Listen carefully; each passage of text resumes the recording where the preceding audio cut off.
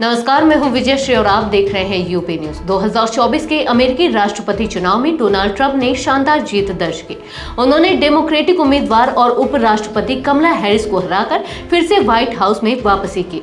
Trump की इस जीत ने रिपब्लिकन पार्टी को एक बार फिर सत्ता में ला दिया, लेकिन इस चुनाव में एक और ऐतिहासिक घटना हुई जिसने सबका ध्यान खींचा।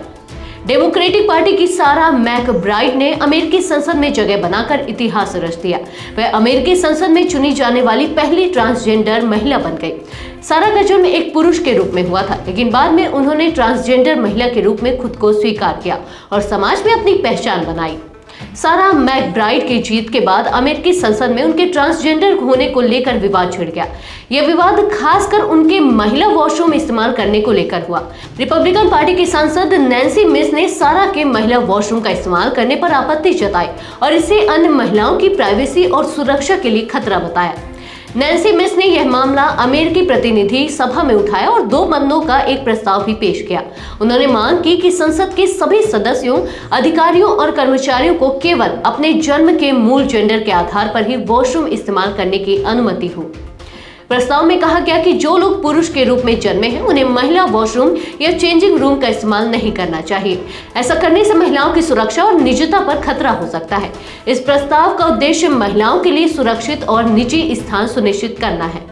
सारा मैकब्राइड ने इस विवाद पर अपनी नाराजगी जाहिर की। उन्होंने कहा कि यह दक्षिणपंथी नेताओं की चाल है जिससे असली मुद्दों से ध्यान हटाया जा सके।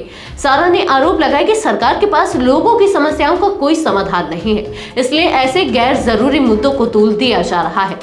सारा ने यह भी कहा कि ट्रांसजेंडर समुदाय को निशाना बनाना उनके अधिकारों का उल्लंघन है। उन्होंने कहा कि उनकी जीत इस बात का प्रमाण है कि लोग बदलाव चाहते हैं, लेकिन कुछ नेता इसे स्वीकार करने को तैयार नहीं है। विवाद के बीच अमेरिकी हाउस स्पीकर माइक जॉनसन ने नैन्सी मिस के प्रस्ताव का समर्थन किया। उन्होंने कहा कि महिलाओं के लिए पर्सनल स्पेस की सुरक्षा बेहद जरूरी है।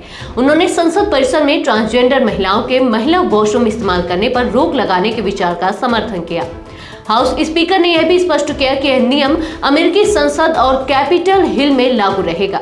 उनका कहना था कि यह कदम महिलाओं की सुरक्षा और निजता के हित में उठाया जा रहा है। सारा मैकब्राइड की जीत को ट्रांसजेंडर समुदाय के लिए एक बड़ी उपलब्धि माना जा रहा है, लेकिन इस विवाद ने उनके अधिकारों और समाज में उनकी स्वीकार्यता पर गंभीर सवाल खड़े कर दिए हैं। सारा के समर्थकों का कहना है कि यह विवाद सिर्फ उनके खिलाफ पूर्वाग्रह को दिखाता है।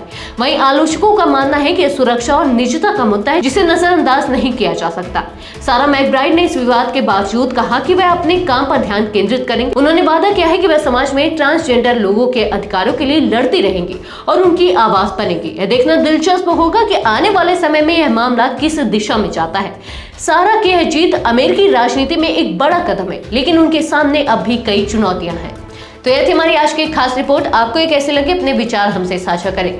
इस वीडियो को लाइक और शेयर करें, साथ ही चैनल को सब्सक्राइब करें। यूबी न्यूज आपके लिए लाता रहेगा देश विदेश से जुड़ी ऐसी ही तमाम खबरें। तब तक के लिए धन्यवाद।